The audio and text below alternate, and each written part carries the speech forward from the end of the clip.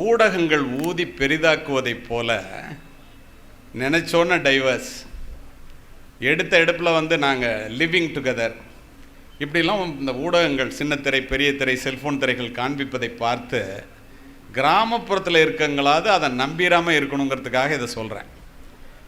1000 பேரில் 7 பேர் கூட இப்படி செய்வதில்லை. 993 பேர் ஒழுக்கமாக வாழ்கிறார்கள். இங்கே உட்காந்துருக்க நீங்களே யோசித்து பாருங்கள், யாராவது அந்த மாதிரி இருக்கீங்களான்னு. ஏன் இதை சொல்கிறேன்னா, இந்த ஒழுக்கமான வாழ்க்கை முறைக்கும் இந்த குடும்ப உறவுகள் நிலைத்து நிற்பதற்கும் சட்டை தூக்கிட்டு வெள்ளை சட்டை போட்டுட்டு நிற்கிற நம்ம காரணம் இல்லை. ஒழுக்கமாக வளர்க்கப்பட்ட வாழ்க்கை முறையினால் பெண்கள் கலாச்சாரம் பண்போடு வாழ்ந்ததனால் எப்படிப்பட்ட அயோக்கியனா ஆண் இருந்தால் கூட அதை பொறுத்து கொண்டு அதை புறந்தள்ளி விட்டு குடும்பங்கள் பிள்ளைகளுக்காக இன்று வரை குலையாமல் இருக்கிறது என்றால் அது இந்த பெண்கள் மட்டுமே காரணம். நினச்சி பாருங்கள், உண்மையே இல்லை.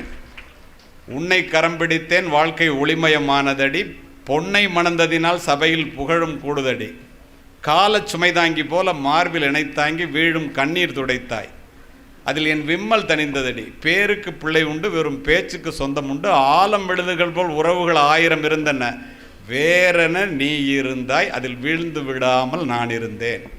மனைவி வேற இருக்கிறதுனால தான் அங்கே உட்காந்துருக்கிற எல்லாரும் விழுந்துடாமல் இருக்கிறீங்க. இதை ஏன் இந்த இடத்துல பதிவு செய்கிறேன்னா, மங்களம் என்ப மனைமாட்சி மற்றதன் நன்கலன் நன்மக்கட்பேறு வள்ளுவர் சொல்கிறாரு. பத்திரிகையில் அடிக்கிறோம். அன்பும் மரணம் உடைத்தாயின் இல்வாழ்க்கை பண்பும் பயனும் அது பத்திரிகையில் அடிக்கிறோம். வையத்துள் வாழ்வாங்கு வாழ்பவர் வானுரையும் தெய்வத்துள் வைக்கப்படும் அப்படின்னு சொல்லி பத்திரிகையில் அடிக்கிறோம். வையத்துள் வாழ்வாங்கு வாழ்பவர்னா என்னென்னா, ஒருத்தன் நல்ல மனைவி நல்ல குடும்பம் பிள்ளைகளோடு ஒருத்தன் வாழ்க்கையில் வாழ்ந்தான்னா அந்த வாழ்கிறவன் வானத்தில் உரைகின்ற தெய்வம் இருக்குல்ல, அந்த தெய்வம் வாழுகின்ற வாழ்க்கைக்கு சமமான வாழ்க்கையாக இது இருக்கிறது என்று யார் சொல்கிறா? வள்ளுவர் சொல்கிறார். எதுக்காக சொல்கிறார்? இப்போ இந்த இடத்துல உங்களுக்கு ஒரு நல்ல பதிவை சொல்லணும்னு நினைக்கிறேன். அருமை பெரியோர்களே, குடும்பம் என்பது இந்த உலகத்தினுடைய மூலக்கூறு. குடும்பம் என்பது இந்த உலகத்தினுடைய அடிப்படை. ஒரு எந்த விதமான எதிர்பார்ப்பும் அற்ற நிபந்தனையற்ற அன்பு என்பது குடும்பத்தின் மூலமாக மட்டுமே கிடைக்கும். நீங்கள் யோசித்து பாருங்கள், கொரோனா வந்துடுச்சு, எல்லோரும் சாக போகிறோண்டா பத்திரமா இருந்தா, எல்லோரும் குடும்பமாக வீட்டை பூட்டிகிட்டு இருந்தோம் ஒழிய வேறு யாராவது ஃப்ரெண்டு உயிரை கொடுக்குற நண்பன் நான் ஆஃபீஸ் தான் எனக்கு வாழ்க்கையே எவனாவது போய் அங்கே இருந்தோமா? நினச்சி பாருங்கள். பிரைம் மினிஸ்டர் வீட்டில் தான் இருந்தார், தனியாக தான் இருந்தார். எல்லாரும் அப்படி தான் இருந்தோம். மிகப்பெரிய மனிதர்கள் அத்தனை பேரும் குடும்பத்தோடு தான் இருந்தோம். இப்போது அந்த மாதிரி சூழ்நிலையில் குடும்பம் எவ்வளவு முக்கியம் என்பது கிராமப்புறத்தில் உள்ளவங்களுக்கு நான் சொல்லி தெரிய வேண்டியதில்லை.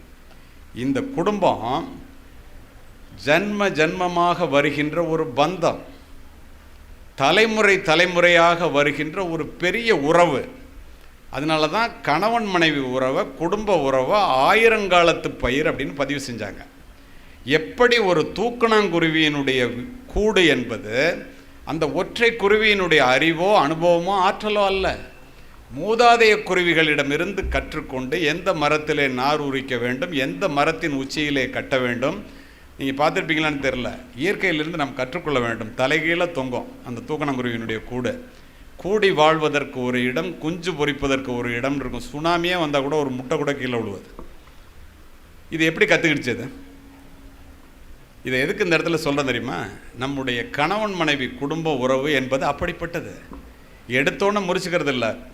எப்படி கம்யூனிஸ்ட் ஆட்சி, சோசலிஸ்ட் ஆட்சி, மன்னர் ஆட்சி, சர்வாதிகார ஆட்சி என்று எல்லாவற்றையும் பரீட்சித்து பார்த்த இந்த மக்கள் சுதந்திரமான மக்களால் மக்களுக்காக மக்களிடமிருந்து தேர்ந்தெடுக்கப்படுகின்ற மக்களாட்சி முறைதான் சிறந்தது என்று எல்லா நாடுகளும் மக்களாட்சி தத்துவத்தை நம்பி சுதந்திரம் வேண்டும் என்று ஓடுகின்றனவோ அதை நம்ம முன்னாடியே செஞ்சு வச்சுருக்கோம். அதை போல எல்லா விதமான வாழ்க்கை முறைகளையும் பரீட்சித்து பார்த்த இந்த ஆண் பெண் குடும்ப வாழ்க்கை தான் சிறந்தது என்று தேர்வு செய்தார்கள். ஏன் தெரியுமா? குடும்ப வாழ்க்கை என்பது முதியவர்களுக்கு பாதுகாப்பு, குழந்தைகளுக்கு பாதுகாப்பு, பெண்களுக்கு பாதுகாப்பு, ஏன் ஆண்களுக்கும் கூட பாதுகாப்பு. இந்த மாதிரி ஒரு பாதுகாப்பான சமூகத்தில் மட்டும்தான் சட்டம் ஒழுங்கு நிலைநாட்டப்படும். சமுதாய சீரழிவு இல்லாமல் நிபந்தனையற்ற பாசத்தோடு இந்த குடும்பம் தலை துவங்கி தொடர்ந்து வந்து கொண்டே இருக்கிறது.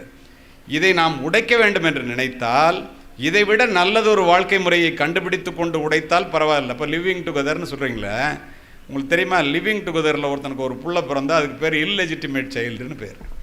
கல்யாணம் பண்ணி ஒரு புள்ள பிறந்தா அது லெஜிட்டிமேட் சைல்டு. இதுக்கு எல்லா விதமான சொத்துரிமையும் உண்டு, அதுக்கு ஒன்றும் கிடையாது. 1000 காரணங்களை சொல்ல முடியும் என்னால். அப்படி இருக்கும்போது எவனோ சொல்கிறத கேட்டுக்கிட்டு சின்ன சின்ன காரணங்களுக்காக இந்த குடும்ப உறவுகளை உடைத்து கொண்டு ஒருவராக வெளியேறுவது குறைபட வேண்டும், குறைய வேண்டும் என்பதற்காக இதனை பதிவு செய்கின்றேன். ஆணாதிக்கம் இருக்கக்கூடாது என்பதில் மாற்று கருத்து இல்லாதவன், பெண்ணுரிமையை பற்றி நான் PhD முடித்தவன். நான் சொல்கிறேன் இந்த குடும்ப உறவுகள் அவசியம்னு. ஏன் அப்படி சொல்கிறேன்னா, நீங்கள் யோசித்து பாருங்கள், நிபந்தனையற்ற அன்புங்கிறது எங்கேருந்து கிடைக்கும்? நான் இது இன்னும் உங்களுக்கு புரிகிற மாதிரி சொல்கிறேன். இந்த குடும்ப உறவுகளை உடைத்து கொண்டு வெளியேறியவர்கள் தன்னுடைய வாழ்க்கையே கேள்விக்குறியாகி, தன் பிள்ளையினுடைய எதிர்காலமே கேள்விக்குறியாகி, மறுமணம் என்ற ஒரு வட்டத்திற்குள் நுழைய நினைத்து அதுவே நெருப்பு வட்டமாக மாறி வானலிக்கு தப்பி அடுப்பில் விழுந்த கதையாக, கண்ணீரும் கம்பளையுமாக காவல் நிலையத்தில் இடம் வந்த பல பேரை நான் அறிவேன், காவல்துறை உயர் அதிகாரியாக. இதெல்லாம் ஏன் அமெரிக்காவில் பேசி முடிச்சுட்டு நான் இங்கே வர்றேன், பேசி முடிக்கும்போது நடந்ததையும் பேசி முடிச்சுட்டு வரும்போது நடந்ததையும் சொல்கிறேன். ஹூஸ்டன்கிற ஒரு நாட்டில் பேசினேன், அதில் ஆங்கிலேயர்களும் இருந்தாங்க. அப்போது ஒரு வெள்ளை அமெரிக்க தாய், தமிழில் சொல்கிறேன், அவங்க ஆங்கிலத்தில் கேட்டதை எழுந்து என்கிட்ட கேட்டாங்க. ரொம்ப ஆர்வமாக கவனமாக குண்டூசி விழுந்தால் கூட சத்தம் கேட்குற மாதிரி கேட்குறீங்க. நல்லதொரு கூட்டத்தை ஏற்பாடு செய்தவர்களுக்கு நன்றி. அதனால் இந்த இடத்துல அந்த அம்மா என்கிட்ட கேட்டாங்க, அமெரிக்காவுக்கு இந்தியாவிலேருந்து வர்ற எல்லாரும் ஒழுக்கமாகவும் உன்னதமானவர்களாகவும் கடுமையான உழைப்பவர்களாகவும் பெற்றோர்களை பேணி பாதுகாப்பவர்களாகவும் இப்படிலாம் இருக்காங்களே சார், எப்படி சார் இது சாத்தியம்? எங்கள் பிள்ளைங்க அந்த மாதிரி இல்லையே, என்ன காரணம் அப்படின்னு கேட்டாங்க.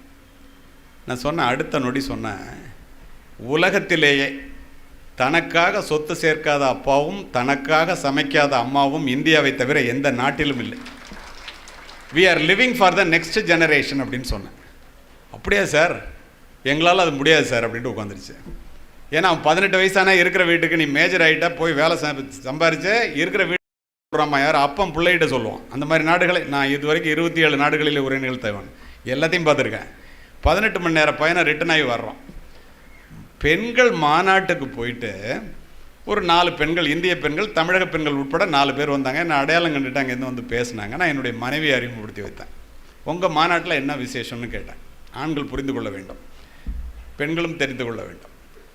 அவங்க உடனே சொன்னாங்க, சார் ஒரு நல்ல செய்தி இருக்குது அப்படின்னாங்க. என்னன்னு கேட்டேன். அவங்க சொன்னதை அப்படியே சொல்கிறேன். மேலை நாட்டு பெண்கள் மாநாட்டு தலைவியினுடைய நடை உடை பாவனைகளை, ஹைஹீல் செருப்பு, லிப்ஸ்டிக்கு, நுனிநாக்கு ஆங்கிலம் இதெல்லாம் பார்த்து நம்மவர்கள் வியந்து போய் பார்த்து கொண்டிருக்கும் போது மாநாட்டு தலைவி இந்திய பெண்கள் எங்கே இருக்கிறாங்கன்னு கேட்டுட்டு எங்கிட்ட வந்தாங்க. அவங்க ஆங்கிலத்தில் சொன்னதை நான் அவங்ககிட்ட தமிழில் சொல்கிறேன் சார்னு அவங்க என்கிட்ட சொல்கிறாங்க, உங்களிடம் நாங்கள் தோற்று போய்விட்டோம். எப்படி எங்கள்கிட்ட நீங்கள் தோற்று போனீங்கன்னு நான் கேட்டேன். உலகமே போற்றுகின்ற ஒருவனுக்கு ஒருத்தி என்ற உடன்பாட்டை நாங்கள் உடைத்து விட்டோம், நீங்கள் உடைக்கவில்லை. நிபந்தனையற்ற அன்பு இன்றி மனநலம் நோயாளிகளாக மாறி மருத்துவர்களிடம் செல்கின்ற அமெரிக்கர்களினுடைய எண்ணிக்கை அதிகமாகிவிட்டது. உங்களுக்கு எனது பாராட்டுகள்னு சொன்னாங்க சார். யோசித்து பாருங்கள், எத்துணை உண்மை. கண்ணதாசன் தான் இங்கேயும் கூப்பிடணும். பொய்யான சில பேருக்கு புது நாகரீகம், புரியாத பல பேருக்கு இது நாகரீகம், முறையாக வாழ்வோர்க்கு எது நாகரீகம், முன்னோர்கள் சொன்னார்கள் அது நாகரீகம். முன்னோர்கள் என்ன சொன்னாங்க? ஒருவனுக்கு ஒருத்தின்னு சொன்னாங்க. இதுதான் வாழ்க்கை. அப்போது குடும்பங்கிறதுல இருந்துங்க, பிரச்சனை இல்லாத குடும்பம் உலகத்தில் கிடையாது. பிரச்சனை இருக்கும், ஆனால் குடும்பத்தில் பிரச்சனை வரும்போது கடைசி வார்த்தை என்னுடையதாக இருக்க வேண்டும் என்று மனைவியும், கடைசி வார்த்தை தன்னுடையதாக இருக்க வேண்டும் என்று கணவனும் நினைத்தால், வார்த்தைகளால் வாழ்க்கை இழந்தவர்கள் வானத்து நட்சத்திரங்களைப் போல என்று அது முடிவே இல்லாமல் போய்விடும். அப்போ என்ன செய்யணும்? கணவன் மனைவியிடம் தோற்க வேண்டும், மனைவி கணவனிடம் தோற்க வேண்டும். அப்போதுதான் குடும்பம் ஜெயிக்கும். நம்முடைய எண்ணம் குடும்பம் ஜெயிக்க வேண்டும் என்பது தானே ஒழிய நம்மில் யார் ஜெயிப்பார்கள் என்பது அல்ல. அந்த காலத்திலையும் பிரச்சனை இருந்துச்சு. இலக்கியத்தில் எல்லாம் பெரியவங்களாக இருக்கிறீங்க, அருமையான பதிவு ஒன்றை சொல்கிறேன், நீங்களே புரிஞ்சுக்கணும். கணவன் மனைவிக்குள்ளே சண்டை, விவசாய குடும்பம். கணவன் சாப்பிடாம கோவத்தோடு வயலுக்கு போயிடுறான். இலக்கிய பதிவு நான் சொல்லுவது சற்று கூட விரசமில்லாத பதிவு. அதனால் இந்த காவல்துறை அதிகாரியான நான் பெரியவர்கள் இருக்கின்ற இடத்திலே குடும்ப நன்மை கருதி பதிவு செய்கின்றேன். அங்கேருந்து படிங்க. அங்கேருந்து வர்றான், எப்படியாவது இந்த பொண்டாட்டிகிட்ட திரும்ப சண்டை போட்டு நம்ம தான் நியாயம்னு சொல்லி உணர்த்தணும்னு வர்றான். இவன் ஒரு முடிவோடு இருக்கான். குழந்தை அழுவுது, தொட்டியில் போட்டு ஆடிட்டு இருக்கான். வந்தவுடனே கேட்குறான், ஏண்டி குழந்தை அழுவுதுங்கிறான். தெரியலங்கிறான். நீ அடிச்சியா அப்படிங்கிறான். வம்பளுக்கணும்ல. உடனே அவள் சொல்கிறா, ஐயோ உன் பிள்ளைய நான் அடிக்கலை, நீ வேணால் கன்னத்தை பாரு, என்னுடைய விரலெல்லாம் பதிஞ்சிருக்கான்ட்டு. அதை எப்படி தெரியுமா சொல்கிறா? யாரும் அடிக்கவில்லை, ஐவிரலும் பதியவில்லை, தானே அழுகின்றான், தம்பி துணை வேண்டும் என்று. சண்டையே முடிஞ்சு போச்சு. கணவன் மனைவிக்குள்ளே சண்டை வந்தால் மன்னிப்பு கேட்கணுங்கிற அவசியம்லாம் இல்லை. சாப்பிட வாங்கன்னு மனைவி கூப்பிட்டா நீ சாப்பிட்டியாம்மான்னு கணவன் கேட்டால் சண்டை முடிஞ்சு போச்சு. இது இல்லாமல் each has got what the other has not, each complete the other and completed by the அதர்பாங்க. ஒருவருக்கு இல்லாதது ஒருவரிடம் இருக்கின்ற காரணத்தினால் இயற்கையாக இரண்டு பேரும் இணையும் போது அது முடிவு பெறுகிறது, நிறைவு பெறுகிறது என்பதுதான் வாழ்க்கையினுடைய தத்துவமே. இதை நாமும் புரிந்து கொள்ள வேண்டும், நம்முடைய பிள்ளைகளுக்கும் சொல்ல வேண்டும். வள்ளுவர் என்ன சொல்கிறார்? உடம்போடு உயிரிடை என்ன மற்றென்ன மடந்தையோடு எம்மிடை நட்பு. உடம்புக்கும் உயிருக்கும் உள்ள நட்பு என்னவோ அதுதாண்டா கணவன் மனைவி உறவுங்கிறார். குறுந்தொகையில் ஒரு அற்புதமான பாட்டு, தமிழறிந்த வாதியார்கள் ஆசிரியர்களையும் நான் பார்க்கின்றேன். யாயும் ஞாயும் யாராகியரோ எந்தையும் நுந்தையும் எம்முறை கேளிர், யானும் நீயும் எவ்வளி அரிதும் செம்புலப் பெயர் நீர் போல அன்புடை நெஞ்சம் தாம் கலந்தனவே. இது பாடல். பொருள் என்ன தெரியுமா? செம்மண் நிலத்தில் மழை பெஞ்சிச்சுன்னா சிகப்பு கலரு தண்ணியும் சேர்ந்து சிகப்பாக ஓடும், அதை திரும்ப பிரிக்க முடியாதுல்ல. கணவன் மனைவின்னு நீ தேர்வு பண்ணி திருமணத்தின் மூலம் இணைந்து விட்டால் அந்த பிரிக்க முடியாத மண்ணும் தண்ணியும் மாறிட உன்னோட வாழ்க்கைன்னு சொன்னவன் தமிழன் 2000 வருஷத்துக்கு முன்னாடி. அடிதாங்கும் அளவு இன்றி அனலன்ன வெம்மையால் கடியவே கணங்குழாய் ஆங்கோர் காட்டுள் துடியடி கயந்தலை குலுங்கிய சின்னீரை பிடி ஊட்டி பின் உண்ணும் களிறு. இது கலித்தொகை பாட்டு. இதில் அர்த்தத்தை மட்டும் சொல்கிறேன், ஆச்சரியப்படுவீங்க. களிறுனாக்க ஆண் யானை, பிடின்னா பெண் யானை. 2 யானை கணவன் மனைவி, ஆண் யானையும் பெண் யானையும் தண்ணி இல்லாமல் கோடை காலத்தில் ஓடுது. உயிரே போயிடும் போல் இருக்குது. காணல் நீரை தண்ணி நினச்சி ஓடி ஓடி சாக போகிற சூழ்நிலைக்கு வந்துடுச்சு. ஒரு குட்டையில் தண்ணி கொஞ்சம் இருக்குது, ரெண்டும் போகுது, ரெண்டும் துதிக்க வைக்குது. எது சாப்பிடுதோ அது அதான் உயிரோடு இருக்கும், இன்னொன்று செத்துரும். தண்ணி குறையவே இல்லை, ரெண்டும் துதிக்க வச்சுருக்க. ஒருவர் மீது ஒருவர் வைத்திருக்கின்ற அன்பை ஆண் யானையும் பெண் யானையும் பார்த்துவிட்டு அது 2 கண்ணில் தண்ணீர் வருது. அதற்கு அப்புறம் கூட பிடி ஊட்டி பெண் யானைக்கு ஊட்டி விட்டுத்தான் மீதம் இருந்ததை களிறு உண்டது. 2000 வருஷத்துக்கு முன்னாடி சொல்லியிருக்கான். ஒரு மனைவியை கணவன் எப்படி பார்த்துக்கணும் நினச்சிப்பார். எத்தனை பேர் நாம் மனைவியை இப்படி பார்த்து கொள்கிறோம், பார்த்து கொள்ள வேண்டும் என்பதற்காக இந்த பதிவு. மாதா மரிக்கின் மகன் நாவின் நற்சுவை போ, தாதா எனில் கல்வி தான் அகலும், ஓதி உடன் வந்தோர் மரிக்கின் தோல் வழிபோம், மனையாளந்தோ இவை யாவும் போன். என்ன அர்த்தம்? அம்மா செத்து போனால் வாய்க்கு ருசியாக சாப்பாடு கிடைக்காதான், அப்பா செத்து போனால் படிப்பை தொடர முடியாதான், கூட பிறந்தவன் செத்து போனால் வலிமை போயிடுமா, மனைவி செத்து போனால் இது எல்லாமே போயிடுமா. அவன் என்ன சொல்கிறான் அடுத்தது? நீரின் அருமை கதிரில் தெரியும், நிலத்தின் அருமை பயிரில் தெரியும், பணத்தின் அருமை வறுமையில் தெரியும், படிப்பின் அருமை அறிவில் தெரியும், தந்தையின் அருமை பண்பில் தெரியும், தாயின் அருமை அன்பில் தெரியும், மகனின் அருமை நேசத்தில் புரியும், மகளின் அருமை பாசத்தில் புரியும், மனைவியின் அருமை இவை அனைத்திலும் தெரியும். ஆனால் அவள் இறப்பிற்கு பின்பே இந்த ஆண்களுக்கு புரியும்னா நினச்சி பாருங்கள். இருக்கும்போதே மனைவியை கொண்டாட வேண்டும் என்பதற்காக நம்முடைய மூத்தவர்கள் என்னவெல்லாம் சொல்லி சென்றிருக்கிறார்கள் என்று. இப்படிப்பட்ட குடும்பங்கள் இருந்தால் வீடு நன்றாக இருக்கும், நாடு நன்றாக இருக்கும், பிள்ளைகள் நன்றாக இருப்பார்கள். நான் பேச ஆரம்பித்து 50 நிமிஷம் இருக்கு, இன்னும் 10 நிமிஷம் இருக்குது. எனக்கு கொடுக்கப்பட்ட நேரம் 1 மணி நேரம். இப்போது நல்ல குடும்பம் வேணும்னு சொல்லிட்டு பேசிட்டேன். அறிவுள்ள பிள்ளைகள்னு சொன்னேன். அது என்ன? பிள்ளைங்க அறிவாக இருக்கணும் அப்படின்னு எல்லாரும் ஆசைப்படுறோம். ஆனால் எல்லா பிள்ளைகளும் அறிவாக இருக்கா? ஏன் இல்லை? ஆங்கிலத்தில் சொல்லுவாங்க, being a positive role model is the fastest and most powerful way to teach children because children do not hear your words as deeply as they feel your actions. தமிழில் சொல்லணும்னா, இந்த பிள்ளைங்கள்லாம் நீங்கள் சொல்கிறத கேட்காதான், ஆனால் நீங்கள் செய்கிறத செய்யுமா. நம்ம என்ன நினச்சிக்குவோம், நம்ம எப்படி வேணாலும் இருக்கலாம், ஆனால் நம்ம 200 மார்க் வாங்கணும், நான் புத்தகத்தையே தொட மாட்டேன், ஆனால் நீ படிக்கணும், நான் ஒழுக்கமாக இருக்கணும் இல்லையா, நீ ஒழுக்கமாக இருக்கணும். இப்படி சொல்லி சொல்லி வளர்த்து நம்ம கற்பனையில் என்ன நினச்சிக்கிறோம், நம்ம எப்படி இருந்தாலும் நம்ம சொல்கிறத பிள்ளைங்க கேட்கணும். 35 ஆண்டுகள் காவல்துறை உயரதிகாரியாக பணிபுரிந்த நான் இன்று நாடறிந்த பேச்சாளனாக இருக்கிறவன் உங்களுடைய நலன் கருதி இந்த புத்தக திருவிழாவை ஒன்றை பதிவு செய்கிறேன். நீங்கள் பேசுகிறத சொல்கிறத பிள்ளைங்க செய்யாது, செய்கிறத தான் செய்யணும். ஒரே ஒரு நொடியில் உங்கள்கிட்ட நிரூபிக்க என்னால் முடியுங்கிற. எப்படி தெரியுமா? All parents please rice up your right hand. எல்லா பெற்றோர்களும் உங்களுடைய வலது கையை தூக்குங்க. எல்லோரும் தூக்கிட்டீங்க, வெரி குட். அப்படியே வச்சுருங்க ஒரு நிமிஷம். இது எதுக்காக தூக்க சொல்லியிருக்கேன்னா, நீங்கள் சொல்கிறத கேட்காது, செய்கிறத தான் செய்யணும்னு.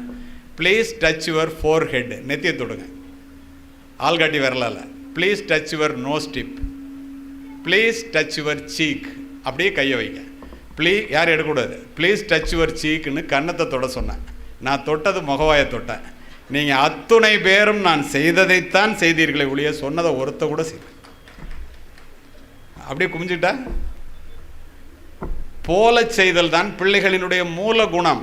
குழந்தை பிறக்கும் போதிலிருந்துங்க, நீங்கள் சிரிச்சிங்கன்னா அது சிரிக்கும், நீங்கள் அழுதிங்கன்னா நீங்கள் அழுவோம், நீங்கள் குடிச்சிங்கன்னா அவன் குடிப்பான், நீங்கள் கெட்ட வார்த்தை பேசுனீங்கன்னா அவன் கெட்ட வார்த்தை பேசுவான், நீங்கள் பொய் பேசுனீங்கன்னா அவன் பொய் பேசுவான். இதில் எக்ஸப்ஷன்ஸ் இருக்கலாம், அது வேறு. இதிலேருந்து என்ன தெரியுது, நம்ம எப்படி இருக்கிறோமோ அப்படி தான் பிள்ளை இருக்கும்.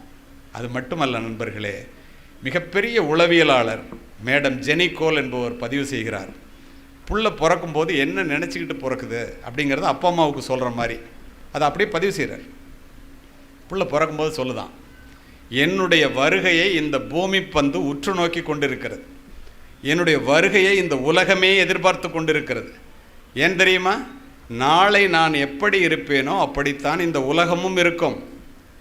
என்னுடைய வாழ்க்கையை இந்த உலகத்திற்கு ஒரு கொடையாக வளர்த்திடுங்கள். அம்மா அப்பாட்ட சொல்லுதான், ஒரு சுமையாக வளர்த்து விடாதீர்கள்.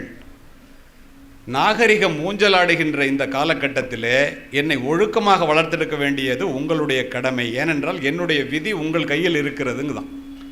அது ஏன் அப்படி சொல்லுதுங்கிறத சொல்கிறேன் பாருங்க, அதான் முக்கியம். உங்களிடத்தில் நான் பிறக்க வேண்டும் என்று உங்களை ஒருபோதும் நான் கேட்டதில்லை. பிள்ளை வரம் கேட்டவர்கள் நீங்கள். உங்களுடைய குலம் தலைப்பதற்காக, உங்களுடைய மகிழ்ச்சிக்காக, உங்களுடைய குடும்ப பெருமைக்காக, பெற்றோர்களாக மாற வேண்டும் என்பதற்காக நீ பிள்ளைய பெத்தன்னா என்னை ஒழுங்காக வளர்க்க வேண்டியது உன் வேலைடான்னு சொல்லுதான் புள்ள. உண்மையிலே யோசித்து பாருங்க. அப்போது இதை தான் சொல்கிறாங்க எல்லாருமே, ஈன்று புறந்தறுதல் எந்தலை கடனே, சான்றோனாக்குதல் தந்தைக்கு கடனே. பெற்று கொடுப்பது தாயோட வேலையாம், அவனை பெரியவனாக்குறது அப்பாவோட வேலையாம். நம்ம என்ன நினைக்கிறோம், எல்லாமே அம்மாவோட வேலை. அது மட்டும் இல்லை, தந்தை மகற்காற்றும் நன்றி அவையத்து முந்தியிருப்பு செயல்கிறார் வள்ளுவர்.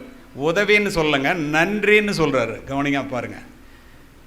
நான் அப்படி பண்ணேன், என் பிள்ளைய வளர்க்குறதுக்கு இப்படி தியாகம் பண்ணேங்கிறியா, அதெல்லாம் தியாகம் இல்லடா, பெற்றது நீனு, அவனை ஒழுங்காக வளர்க்குறது நீ அவனுக்கு செய்கிற நன்றி. பெற்றோர்கள் என்ற பெருமையை உனக்கு கொடுத்தது நன்றி. அதே பிள்ளைக்கு சொல்கிறார் பாருங்க, பிள்ளை பெற்றோர்களுக்கு ஆற்றுகின்ற உதவி இவன் தந்தை என்னோற்றான் கொள் எனும் சொல்லுன்னு முடிச்சிட்டார். இப்போ இதுலேருந்து என்ன தெரியுது, புறப்படும் போது எல்லா காற்றும் பூங்காற்றே, அது புயலாக மாறுவதும் தென்றலாக வீசுவதும் சூழ்நிலையை பொறுத்ததே. அந்த சூழ்நிலையை உருவாக்கி கொடுப்பவர்கள் பெற்றோர்களாகிய நீங்கள் தான். ஒரு சாதாரண நரேந்திரனை விவேகானந்தராக மாற்றியது என்னுடைய தாய் என்று சொல்லுகிறார் விவேகானந்தர். எழுதுகிறார், எந்த குழந்தையும் நல்ல குழந்தை தான் மண்ணில் பிறக்கையிலே, அது நல்லவராதவும் தீயவராவதும் அன்னை வளர்ப்பினில்லைன்னு சொல்லிட்டு போயிட்டான். அம்மாவையும் விட்டு வைக்கல.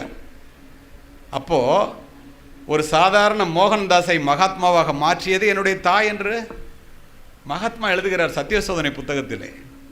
ஒரு சாதாரண சிவாஜியை சத்ரபதி சிவாஜியாக, வீர சிவாஜியாக மாற்றியது என்னுடைய தாய் என்று சிவாஜி பதிவு செய்கிறேன். ஏன் அவ்வளோ தூரம்?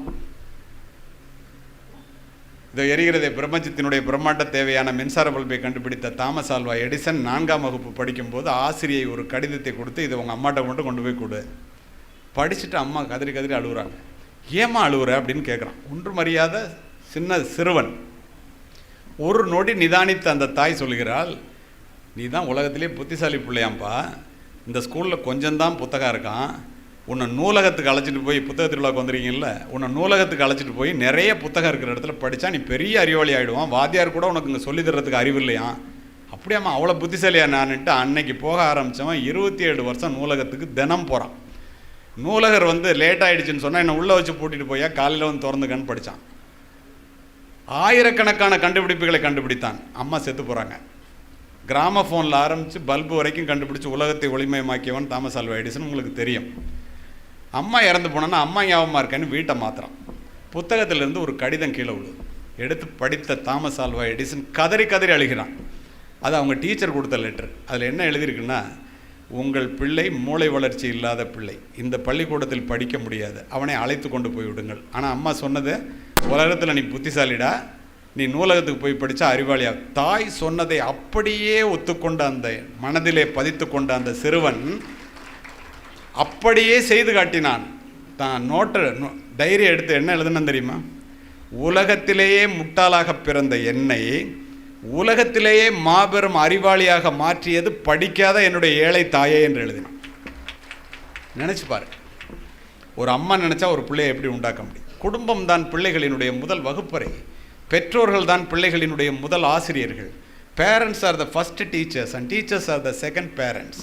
பெற்றோர்கள் மரத்தினுடைய வேர்களை போன்றவர்கள், பிள்ளைகள் அதிலே பூத்து குலுங்குகின்ற பூக்களை போன்றவர்கள். வேர்களின் பலத்தை பொறுத்தே பூக்களின் வசீகரம் அமையும். வேர்கள் பட்டு போனால் பூக்கள் கொட்டிப்போம். Spending time with children is more important than spending money on them. என்ன அர்த்தம்? பெற்றோர்கள் பிள்ளைகளுக்கு கொடுக்கக்கூடிய மிகப்பெரிய சொத்து அந்த பெற்றோர்கள் பிள்ளைகளிடம் செலவு செய்கின்ற நேரம். பால் தெரிந்து போவது பாத்திரத்திற்கு தெரியாது என்பதை போல பிள்ளைகள் கெட்டு போய்விட்டார்கள் என்பதை கடைசியாக தெரிந்து கொள்பவர்கள் பெற்றோர்களாகத்தான் இருக்கின்றீர்கள். காரணம், நீங்கள் அவர்களோடு நேரம் செலவு செய்வதில்லை. பிள்ளைகளுக்கு அதிகமாக சொத்து சேர்த்து வைத்து விட்டு போகின்ற பெற்றோர்களை விட பிள்ளைகளுக்கு சிக்கனமாக வாழ கற்றுக் கொடுத்து விட்டு போகின்ற பெற்றோர்கள் மேன்மையானவர்கள் என்பதை காவல்துறை அதிகாரியாக பலமுறை பார்த்துவிட்டு, வெற்றி பெறுவதில் மட்டும்தான் மகிழ்ச்சி என்று சொல்லாமல் மகிழ்ச்சியாக இருப்பது தான் வெற்றி என்று பிள்ளைகளுக்கு சொல்லித்தாருங்கள். பெற்றுக்கொள்வதில் மட்டும்தான் மகிழ்ச்சி என்று சொல்லாமல் விட்டுக் கொடுப்பதில் மகிழ்ச்சி இருக்கிறது என்று பிள்ளைகளுக்கு சொல்லித்தாருங்கள். விட்டுக் கொடுப்பவர்கள் கெட்டு போனதில்லை, கெட்டு போனவர்கள் விட்டுக் கொடுத்ததில்லை. பிள்ளைகளுக்கு முன்னால் கவலைப்படாதீர்கள். கவலைப்படுவதனால் ஒரு மனிதன் ஒரு முளத்தை நீட்டவோ குறைக்கவோ முடியாது என்று வேதம் சொல்லுகிறது. வாழ்க்கை என்றால் 1000 இருக்கும், வாசல்கள் தோறும் வேதனை இருக்கும், வந்த துன்பம் எதுவென்றாலும் வாடி நின்றால் ஓடுவதில்லை, எதையும் தாங்கும் இதயம் இருந்தால் இறுதி வரைக்கும் அமைதி நிலைக்கும். பிள்ளைகளுக்கு சொல்லித்தாருங்கள். எந்த பிள்ளையா தற்கொலை பண்ணிக்கதான் பாருங்க. யார் சொல்றது? நீங்கள் தானே சொல்லணும். மார்க் குறைச்சுவாங்கன்னா என்ன? 10 முறை கீழே விழுந்த பிள்ளையை முத்தமிட்டு தூக்கிய தாய், நீ 9 முறை எழுந்தவள் தானே என்று ஆறுதல் கூறினாலாம். அப்படி இருக்க வேண்டும் உங்களுடைய ஆறுதல் பிள்ளைகளுக்கு. ஒரு பிள்ளையும் தோற்று போகாது. ஒழுக்கத்தை சொல்லி 2 நிமிடத்தில் முடிக்கின்றேன். ஒழுக்கத்தை உருவாக்கி வளர்ப்பது தான் கல்வியினுடைய தலையாய குறிக்கோள், இந்த புத்தக வாசிப்பினுடைய தலையாய குறிக்கோள். ஒழுக்கத்தை தராத கல்வியும் விளைச்சலை தராத வயலும் வீணானது. கல்வியின் பயன் அறிவு, அறிவின் பயன் பண்பாடு, பண்பாட்டின் பயன் ஒழுக்கம். தனி மனித முன்னேற்றத்தும் இந்த சமுதாயத்தினுடைய வளர்ச்சியும் தனி மனித ஒழுக்கத்தின் பால்பட்டது. நீ சமுதாய வீதியிலே கைவீசி நடக்கும்போது நீ மட்டும் தனியாக நடப்பதாக ஒருபோதும் நினைத்து விடாதே. 5000 ஆண்டுகள் மரபார்ந்த இந்த இந்திய தேசத்தினுடைய பெருமையும், பல்லாயிரம் ஆண்டுகள் பழமை வாய்ந்த தமிழகத்தினுடைய பண்பாடும், நம்முடைய மூதாதையர்களினுடைய தியாகமும், பெற்றோர்களினுடைய ஒழுக்கமும், அது மட்டுமல்ல நண்பர்களே, ஆசிரியர்களினுடைய அறிவுரையும், உங்களுடைய ஒழுக்கமும் உங்களுடனே கூட வருகிறது என்பதை ஒருபோதும் மறந்து விடாதீர்கள். அப்படிப்பட்ட தேசத்திற்கு சொந்தக்காரர்கள் நாம். மேக்ஸ் முல்லர் சுற்றி பார்த்துட்டு சொன்னான் ஒரு தடவை, if India is dead the world is dead much பிஃபோர்னா. இந்தியா மரணிக்குமானால் அதற்கு முன்னால் இந்த உலகம் மரணித்திருக்கும். அப்படி பண்புள்ளவர்கள் இந்தியாவிலே வாழ்கிறார்கள் என்று சொன்னவன் ஆங்கிலேயர். இதை ஏன் சொன்னேன் தெரியுமா? 2 மாதத்துக்கு முன்னால் 10 பாத்திரம் தேய்ச்சி தன்னுடைய பிள்ளையை என்ஜினியர் ஆக்கி கணவனை இழந்த விதவை தாய் இருக்கிற சொத்தில் பாதி எவ்வளவு கதை இல்லைங்க, நிஜம். தன்னுடைய பிள்ளையை கொண்டு போய் வேலை வாங்கி கொடுத்து சிங்கப்பூரில் சேர்க்குறான். 2 வருஷம் வந்தான், 2 வருஷம் பேசினான், 4 வருஷத்துக்கு அப்புறம் பேச்சே இல்லை. அம்மாவுக்கு வயசாகிடுச்சு, என்ன பண்ணுறதுனே தெரியல. நம்பரை தேடி பிடிச்சி வாங்கி பேசுகிறாங்க. எல்லா அம்மா அப்பாவும் சொல்கிற மாதிரி, அப்போ ஒரு கல்யாணம் பண்ணிக்கிடா, பேர பிள்ளையை பார்த்துட்டு செத்து போகிறேங்கிறாங்க. நான் சொல்கிறத நீ கேட்குறதா இருந்தால் தான் வருவேங்கிறான். நான் கல்யாணம் பண்ணிக்கிறேன், நான் சொல்கிறத நீ கேளுங்க. என்னன்னாலும் சொல்கிறேன்டா, பிள்ளை பாசம் கண்ணை மறைக்கிறது, பெத்த பிள்ளை உங்களுக்கு தெரியும் தானே. பெத்த மனம் பித்து பிள்ளை மனம் கல் வந்துடுறான். இந்த வீட்டை வித்துருங்கிறான், இருக்கிற நிலத்தெல்லாம் வையுங்கிறான். எங்கே போய் கொண்டிருக்கிறது தமிழ்நாடு என்பதை பாருங்கள், எங்கே போய் கொண்டிருக்கிறது இந்தியா என்பதை யோசியுங்கள், நாம் எங்கே போய் கொண்டிருக்கிறோம் என்று பாருங்கள். ஒழுக்கத்தின் காரணமாக சொல்லுகிறேன், மற்றவற்றில் அல்ல. வந்த உடனே எல்லாத்தையும் விற்று பணத்தை கொடுங்குறான், வாங்கிக்கிறான். கூட பிறந்த அண்ணன் சொல்கிறேன், ஏன்டி வீட்டை விற்கிற, செத்து போனேன்னாக்கா போட்டு அழுவுறதுக்கு இடம் வேணும் இல்லை, சொன்னதை அப்படியே சொல்கிறேன். விசாரித்த வழக்கு. இல்லை என் புள்ள என்னை சிங்கப்பூருக்கு அழைச்சிட்டு போகிறான், அங்கே போனால் கல்யாணம் பண்ணிக்குவான், பேர பிள்ளையை பார்த்துக்குவாங்கிறான். காலையில் அழைச்சிட்டு வர்றாங்க 7:30 மணிக்கு திருச்சி விமான நிலையத்துக்கு. 7:30 மணிக்கு ஏர்போர்ட்டில் உட்கார வச்சுட்டு உள்ளே போய் டிக்கெட் எடுத்துகிட்டு வரேன், உட்காருங்கிறான்.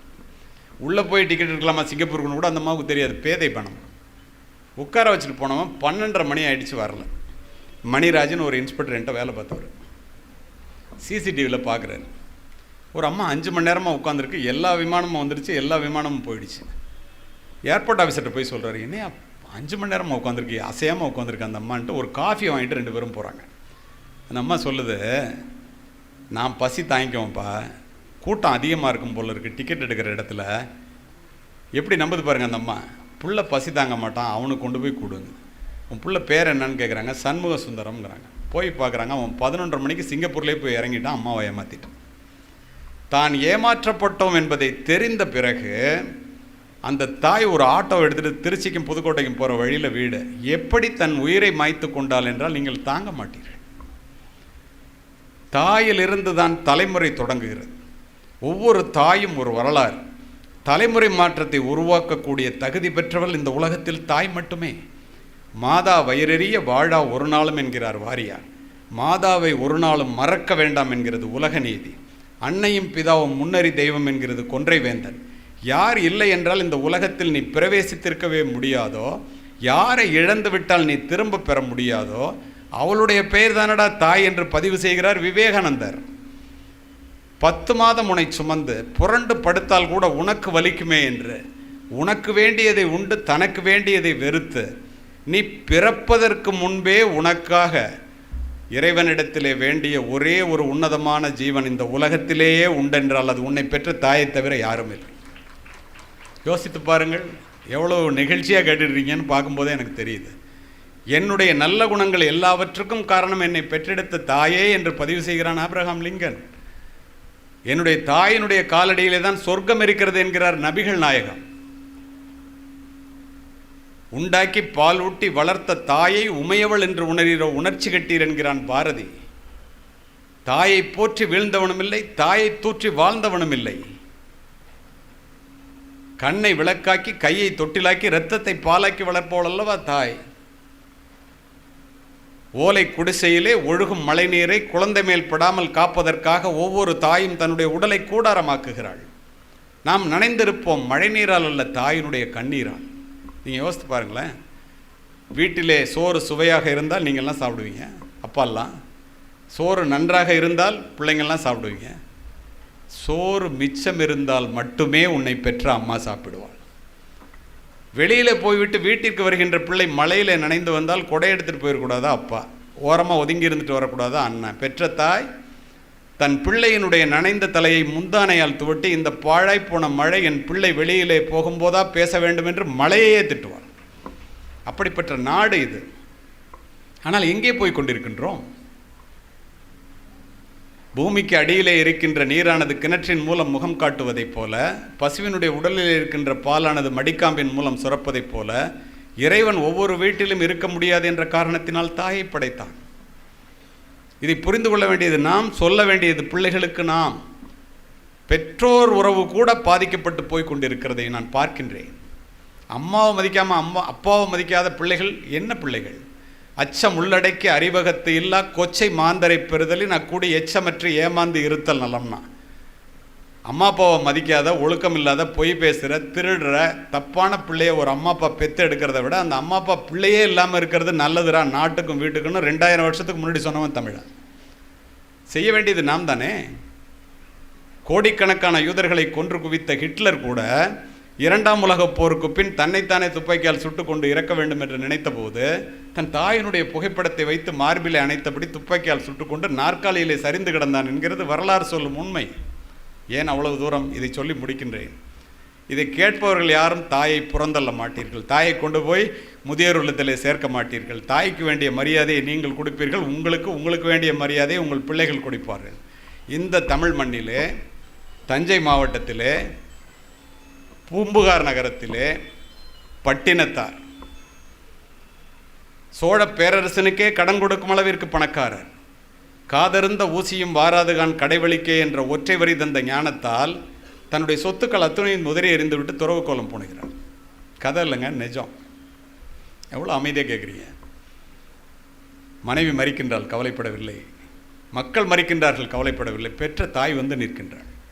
நடந்த கதை, நிஜ சம்பவம், அப்படியே பதிவு இருக்கிறது. தமிழ் மண்ணிலே தாயே துறவு வேண்டாம் என்று சொல்லிவிடாதே, நீ எதற்காக மறுக்கிறாய், என்னை மறிக்கிறாய் என்பதை நான் உணர்வேன்.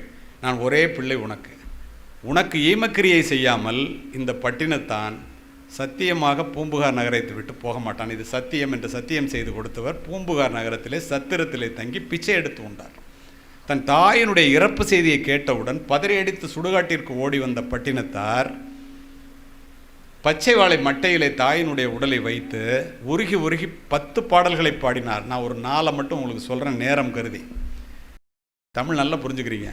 இந்த கள்ளக்குறிச்சி, இந்த விழுப்புரத்தை பார்த்து நான் வியந்தது என்னென்னா, தமிழினுடைய சிறப்பு இந்த ழகரத்தை ஒழுங்காக உபயோகிப்பவர்கள் இந்த கள்ளக்குறிச்சி விழுப்புரத்திலே தொடர்ந்து இருப்பதை நான் காவல்துறை அதிகாரியாக விழுப்புரத்தில் இருக்கும்போதே பார்த்து வியந்தவன்.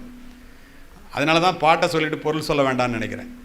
2 திங்களாய் அங்கமெல்லாம் நொந்து பெற்று பைகளென்ற போதே பரிந்தெடுத்து செய்ய 2 கைப்புறத்திலேந்தி கனகமுளை தந்தாளை எப்பிறப்பில் காண்பேனினி பெற்று வளர்த்து பாலூட்டி சீராட்டி வளர்த்த தாயே, செத்துப்பேட்டிய ஒன்றை மாதிரி அம்மாவை நான் இந்த உலகத்தில் இனிமேல் எப்போ பார்க்க போகிறேன். முந்தி தவம் கிடந்து 300 நாளளவும் அந்தி பகலாய் சிவனை ஆதரித்து தொந்தி சரிய சுமந்து என்னை பெற்ற தாயார் தனக்கோ எரிய தளல் மூட்டுவேன். அம்மா மேலே எப்போ நெருப்பு வைப்பேன். வட்டிலிலும் தொட்டிலிலும் மார்மேலும் தோல்மேலும் கட்டிலிலும் வைத்தென்னை காதலித்து முட்டச்சிறகலிட்டு காப்பாற்றும் தாய்க்கோ விறகலிட்டு தீ மூட்டுவேன். விறகுல கூட நெருப்பு வைக்க முடியாதுரா என்னலங்கிறார். யார் சொல்கிறா? துறவி. அது மட்டும் இல்லை, அரிசியோ நான் இடுவேன் ஆத்தாள் தனக்கு வரிசையிட்டு பார்த்து மகிழாமல். அம்மா பிள்ளைய கொஞ்சுறாங்களா? நம்ம எல்லாரையும் அப்படி தானே கொஞ்சுனாங்க. ருசியுள்ள தேனே அமிர்தமே செல்வத் திரவிய பூமானே என்று அழைத்த தாய்க்கு அள்ளி இடுவது அரிசியோ கொள்ளிதனை வைப்பேனோ கூசாமல். முன்னை இட்டத்தை முப்புறத்திலே பின்னை இட்டத்தை தென்னிலங்கையில் அன்னை இட்டத்தை அடிவயிற்றிலே என்று ஒரு துறவி கதிரனினார். இன்று நடப்பது என்ன தெரியுமா? அப்பா அம்மா 2 பேரும் பிள்ளையை அமெரிக்காவுக்கு அனுப்புகிறாங்க. ஒரே நிமிடத்திலே முடிப்பேன். நீங்கள் எவ்வளோ நேரம் ஆனாலும் பேசுகிற சூழ்நிலையில் கேட்குற நிலையில் இருக்கீங்க. அடுத்து ஒருவர் பேச வேண்டும், அதனால் சொல்லுகிறேன். அமெரிக்காவில் போய் இருக்கான். படிக்க வச்ச அப்பா படுக்கையில் படுத்துட்டாரு. ஃபோன் பண்ணுறது கூட இல்லை. புள்ள மேலே கவலை. வாடா அப்படின்னு அம்மா கூப்பிட்றாங்க, வரல. அங்கே போய் ஒரு கல்யாணத்தை பண்ணிக்கிட்டான். பொண்டாட்டி சொல்கிறத கேட்குறான். படிக்க வச்சு வளர்த்த ஆளாக்கி அம்மா அப்பாவை மறந்துட்டான். பாடம் படிப்பதற்கு பண உதவி செய்த சித்தப்பா பேசுகிறார். செத்துப்போ போடுறாரா, கொல்லி வைக்கிறதுக்காவது வருவியோ வரமாட்டியான்னு. இப்போ என்னால் வர முடியாதுங்கிறான். ஏன்னா மனைவி சொல்கிறா, இப்போ நீ போக முடியாது, பிள்ளைங்களுக்கெல்லாம் பரிச்சை நேரம், லீவு போட்டால் ப்ரமோஷன் போய்டுங்கிறான். வரல, செத்து போயிடுறாரு. ஊரே சேர்ந்து திட்டுது. 1 வாரம் வைங்க, நான் வந்து கொல்லி வைக்கிறேங்கிறான். செத்ததுக்கப்புறமும் நிம்மதியாக விடலை. நிஜ சம்பவத்தை சொல்லிகிட்டு இருக்கேங்க. 4 நாள் கழித்து வர்றான், கொல்லி வைக்கிறான். பெரிய வீடு. அம்மா கோவத்தில் அவன்கிட்ட பேசலை. வந்த உடனே சொல்கிறான், ரொம்ப இந்த இவ்வளோ பெரிய வீட்டில் நீ இருக்க வேண்டாமான்னு. அந்த பேதை மனம் சொல்லுகிறது, பரவாயில்ல அப்பா இறந்து போயிட்டான், போட்டுவிட்டாங்க, அதுதான் கோவத்தில் ஏதோ வராமல் இருந்துட்டான் போல இருக்குது, பொண்டாட்டி பேச்சை கேட்டுட்டு இப்போ நம்ம இந்த வீட்டில் இருக்க வேண்டாங்கிறான், நம்மளை அமெரிக்கா அழைச்சிட்டு போவான், அமெரிக்காவை பார்க்கலாம், பேர பிள்ளைங்களெல்லாம் பார்க்கலாம் அப்படின்னு அந்த பேதை மனம் எண்ணுகிறது. அவன் சொல்கிறான், 2 கோடி ரூபாய்க்கு விற்றுட்டோமா, அதனால் இந்த வீட்டில் நீ இருக்க முடியாது, உன்னை முதியோர் இல்லத்துக்கு அழைச்சிட்டு வந்து விட்றேன்னு கதற காரிலே அழைத்து கொண்டு 50,000 ரூபா பணத்தை கொடுத்து, நிறைய பேர் கண்ணை துடைக்கிறீங்க நான் பார்க்குறேன், முதியோர் இல்லத்தில் விட்டுட்டு கண்ணாடியை கூட இறக்காமல் போகிறான். 18 மணி நேர விமான பயணம் போய் அங்கே இறங்குறான். பொண்டாட்டிக்கு என்ன வேணுமோ பிள்ளைங்களுக்கு என்ன வேணுமோ வாங்கிட்டு போகிறான். காலையில் சாப்பிடும்போது ஸ்வீட் வைங்கிறான். அப்போ தான் ஞானோதயம் பிறந்த மாதிரி. தமிழ்நாட்டு பொண்ணு அங்கே இருந்தவளை தான் கல்யாணம் பண்ணிக்கிறான். இல்லை துக்க வீட்டில் ஸ்வீட் சாப்பிடக்கூடாதுங்கிறார். கருமாதியெல்லாம் முடிச்சுட்டு வந்துட்டா நீ ஏன் துக்க வீடுங்கிற? இல்லை, துக்கம் நடந்து இன்னும் 24 மணி நேரம் கூட ஆகலை, நீ விமானத்தில் வரும்போதே உங்கள் அம்மா முதியோர் இல்லத்தில் இறந்துட்டாங்க. அப்படியே சரிஞ்சு உட்கார்றான்.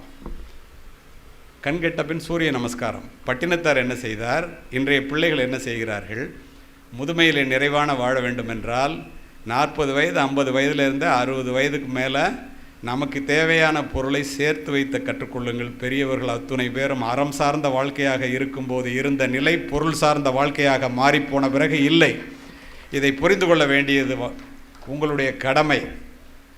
இந்த மக்கள் அத்தனை பேரையும் சாதனையாளர்களாக மாற்றணுன்னு தேடி சோறு நிதந்தென்று பல சின்ன சிறு கதைகள் பேசி மனம் வாடி துன்பமிக உழன்று பிறர் வாட பல செயல்கள் செய்து நரை கூடி கிடப்பருவம் மீதி கொடும் கூற்றுக்கு இறையென பின் மாயும் பல வேடிக்கை மனிதரைப் போல் வீழ்வேன் என்று நினைத்த அம்பர் பாரதி. பிறந்தோம் வளர்ந்தோம் சாப்பிட்டோம் கல்யாணம் பண்ணிட்டோம் செத்து போயிட்டோன்னு இல்லாமல் ஏதேனும் சாதிக்க வேண்டும் என்றால் புத்தக திருவிழாவிற்கு வந்து புத்தகங்கள் வாங்கினால் மட்டும் பத்தாது, வாங்கப்பட்ட புத்தகங்கள் வாசிக்கப்பட வேண்டும். அரங்கத்தில் நுழையும் போது இத்துணை காலியான சேர்கள் இருக்கிறதே என்று நினைத்து கொண்டு என்னுடைய பேச்சினுடைய வலிமை என்ன, அது ஒழுங்காக இருந்தால் இந்த அரங்கம் நிறைய வேண்டும் என்று நினைத்தேன். அரங்கம் நிறைந்து நூற்றுக்கணக்கான பேர் அமர்ந்திருக்கிறார்கள். தமிழுக்கு தாய் தமிழுக்கு நன்றி. அமைதி பார்த்த உங்கள் அத்தனை பேருக்கும், மேடையை அலங்கரித்த PA ஜெனரல், DRO, RDO, வாய்ப்பு கொடுத்த கலெக்டர் அத்தனை பேருக்கும் நன்றி சொல்லுகின்றேன். தொடர்ந்து gratitude is the mother of all virtues மா சிசாரா ரோமன் எம்பையர் குமரன் என்ற தாசில்தார் தொடர்ந்து என்னை அழைத்து கொண்டே இருந்தார். நான் பார்த்தது கூட இல்லை. அவருக்கும் என்னுடன் வந்து இதுவரை வந்த பாஸ்கர் என்ற டெப்டி தாசில்தார் அவர்களுக்கும் நன்றி கூறி விடைபெறுகின்றேன். நன்றி.